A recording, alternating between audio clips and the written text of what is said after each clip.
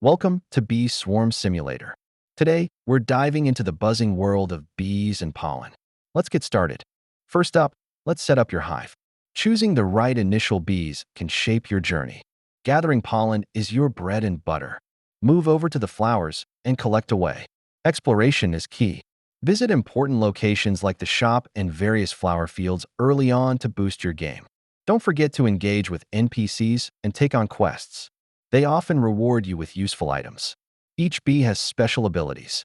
Understanding these will make you a hive master in no time. Manage your resources wisely. Efficient use of pollen and honey can significantly improve your gameplay.